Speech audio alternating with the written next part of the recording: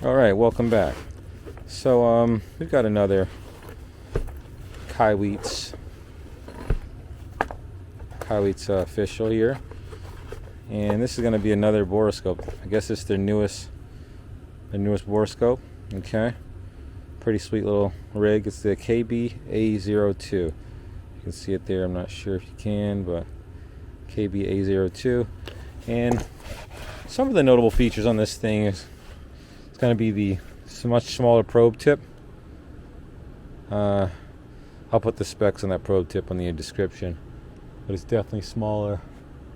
And you know, for HVAC, that's definitely going to be a bonus because we don't like putting big holes in our planet boxes or duct work, things like that. So what I'm going to do is I want to verify, if I could, I want to try to verify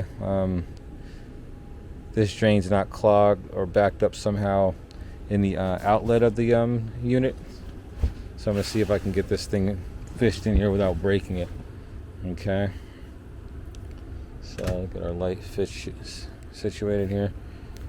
Now, this, as you can see, it's got the fully articulating head there. You see, just move the little. It's got a thumb knob here. You can move it with your index finger or your thumb. That's another upgrade. Another thing as well that I love about this thing is a lot more compact than the original. Definitely much smaller. I can actually fit this in my MB5B bag. So let me see if I can get this thing in here. I don't know. We'll see.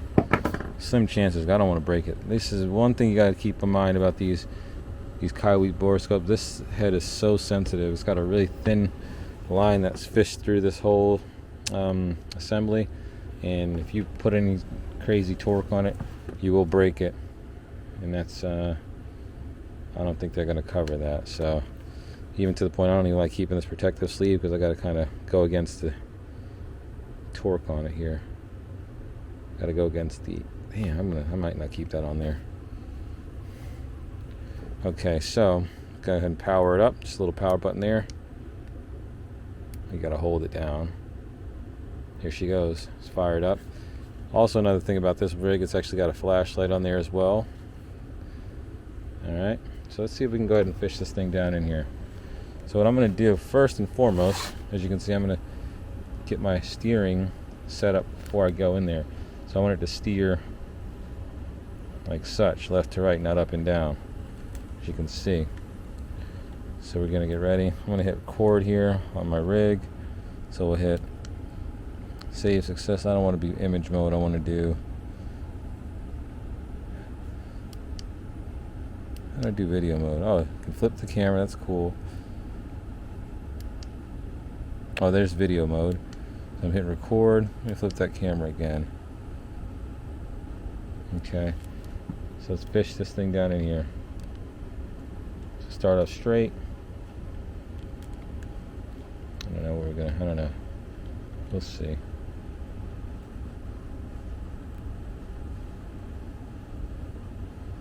It's scary. Just don't want to break it.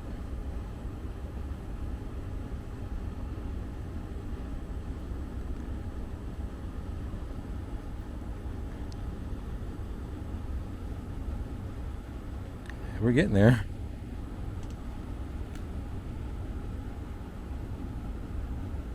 Hold on. That's a 90. You can zoom in, that's cool.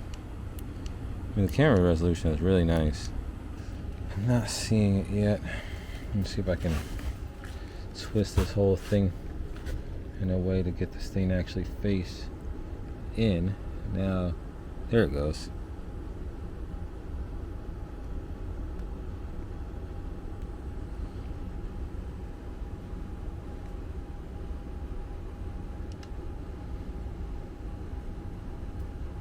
A little more. Okay. Haha, we made it, guys. So look at that. It fished in through past 290s.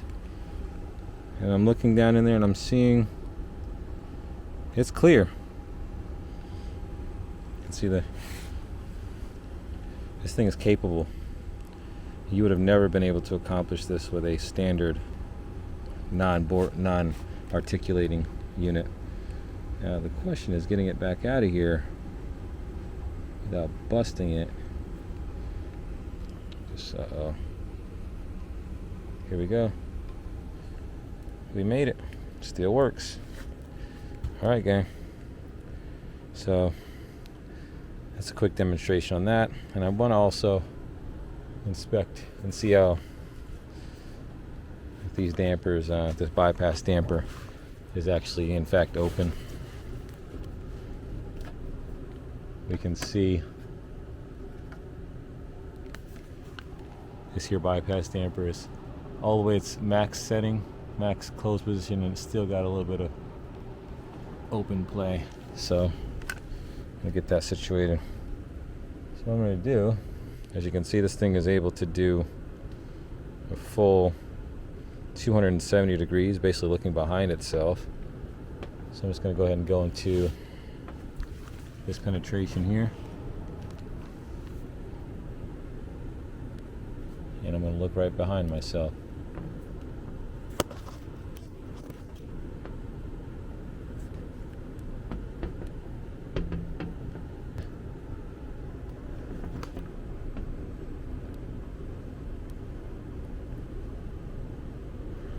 Fly up in there like such. Let's look right behind us.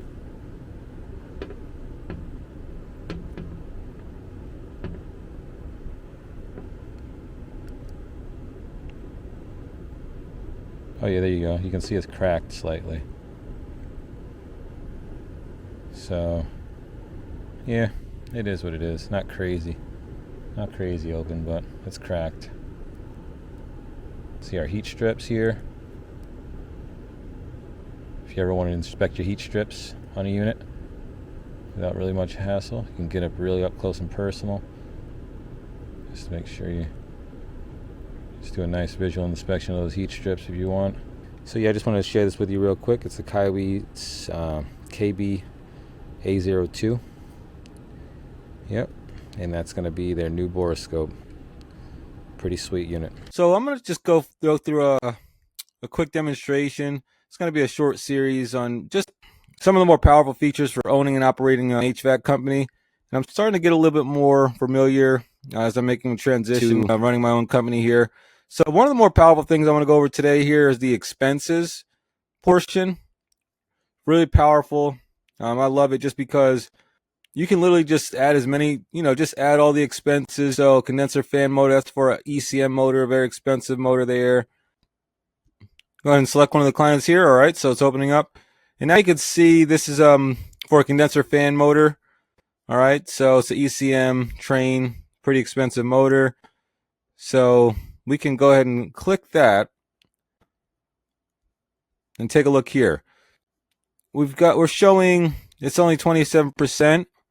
Which is not good. I usually want my gross profit. I'm trying to shoot for a gross profit of about 45 to 50%. Okay, I did add my field labor in there for my own personal labor, and the motor itself was pretty expensive. I think it was almost $600.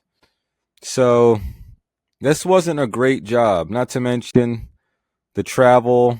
I did charge $100 for the trip fee as well. I had to run another call out there. But as you can see, we can go through our actual expenses here. So labor, we've got 2 hours at $40 an hour. We've got mileage, $60, and then the motor was $590 after tax. As you can see, this was not an ideal job. Yeah, 27% is definitely pretty low. Okay, so we're gonna have to definitely adjust that next time. Probably do closer to, that's probably going to be at least a $1,300 motor. This is going to give you a pretty good indication of whether you're just turning numbers or not. And basically what I mean by turning numbers, just pretty much just making money just to spend it again. You're in business to make a profit, not to just stay busy. So we definitely want to make sure that profit margin is healthy, and Jobber definitely provides the proper software and algorithms to show you that quickly and effectively. And let me quickly show you how how I pretty much add these line items here. So we've got our labor. You can just hit new entry. All right. Now imagine I wanted to just change that. I could change the current one I have in there now. Let's say instead of 2 hours, let's say it was 3 hours. Okay. At $40 an hour, save the entry. Now you can see it's showing 120, and that profit margin went down to 23%. Okay. Same here. You can enter a new expense here. Okay. Let's say you wanted to, and this is just our gross profit. We're not really concerned with our net profit right now. That's going to be a little bit more sophisticated. I'm going to be adding a little bit more of the back end expenses, more detailed overhead. This is just going to be like your costs that are associated with the job per se, with the actual job you're working on. You can also update. Another cool thing about it, you can actually upload the receipt as well, as you can see. So that way, that's pretty much ready. You can at a glance look and see, the price of that equipment and quickly add that in. So it's super powerful, man. So yeah, other than that, it's I just wanted to go through this real quick. This is just going to be something a little bit more for the business owners out there than the service techs. But yeah, this is going to be just a quick rundown over the profits and losses section and how to use it. Let me know what you think in the comments below. Thanks for watching. Click the link in the comments to get your free trial of Jobber today.